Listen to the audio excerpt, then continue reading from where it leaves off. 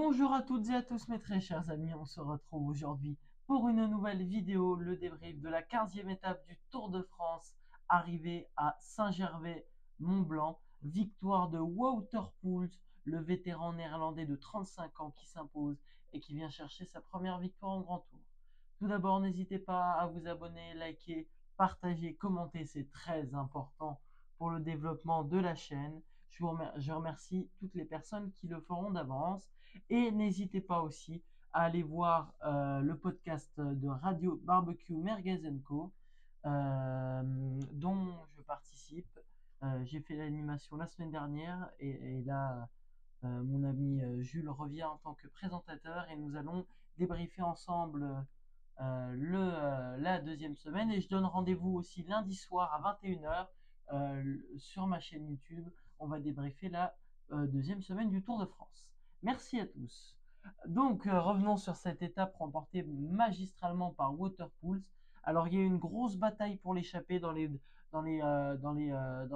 première heure, deuxième heure pour prendre l'échappée.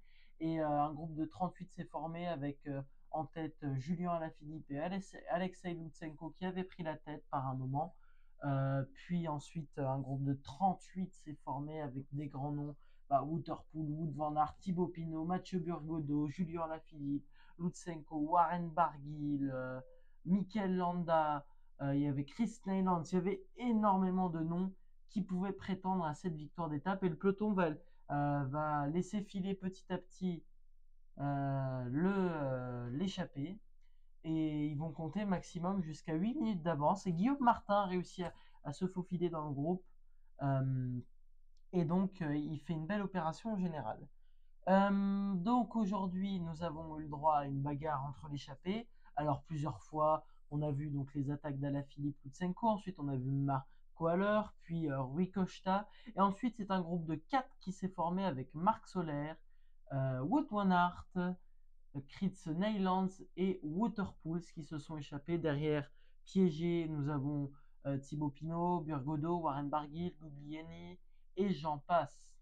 Dans ce groupe, donc ils n'arriveront jamais à revenir et dans les 20 derniers kilomètres, dans l'ascension de partie de la montée vers Saint-Gervais-Mont-Blanc, et ben on a eu le droit à une attaque de Wouter Poels qui a distancé tout d'abord Marc Soler puis Wout van Aert et Wout van Aert a explosé et derrière il n'a pas réussi à gagner de victoire d'étape et cette formation Jumbo-Visma qui court toujours derrière une victoire d'étape.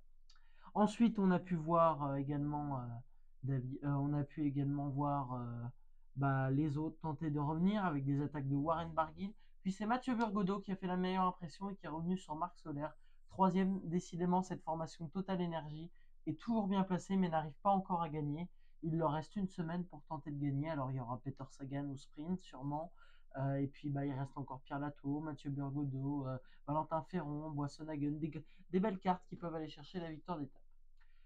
Wout Poels remporte à 35 ans une victoire de prestige et succède à Romain Bardet, dernier vainqueur à Saint-Gervais-Mont-Blanc.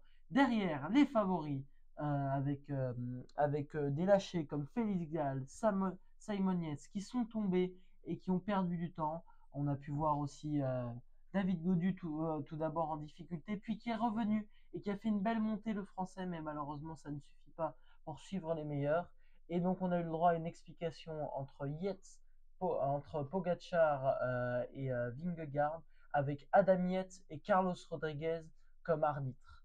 Et Carlos Rodriguez a tenté et puis Yates aussi, il a pris du champ et il reprend 17 secondes à Jonas Vingegaard à Carlos Rodriguez, ce qui lui permet d'être à 20 petites secondes du podium. Et enfin, Pogacar et Vingegaard ont tenté de s'attaquer, mais se sont neutralisés. Rendez-vous mardi pour le seul contre-la-montre de ce Tour de France avec des spécialistes. Et j'ai hâte de voir ça, j'ai hâte de voir la lutte. Et en espérant que la deuxième semaine soit tout aussi mouvementée. Il reste 3 grosses étapes pour faire la différence, le contre-la-montre, l'étape du col de la Lose et le Markstein. J'ai hâte de voir ces 3 étapes. Sur ce, mes très chers amis, je vous remercie à tous d'avoir suivi la vidéo. N'hésitez pas à liker, commenter, partager, allez voir les dernières vidéos. Alors, il n'y en a pas eu beaucoup, mais ça va revenir. Et venez, allez écouter le podcast de Radio Mergazenco, il est dans la description de la vidéo. Et allez voir, et soyez nombreux, lundi à 21h pour le grand débrief du Tour de France de la deuxième semaine. Merci à tous, je vous souhaite à tous une très bonne fin d'après-midi et je vous donne rendez-vous lundi pour le live à 21h. C'était Elio.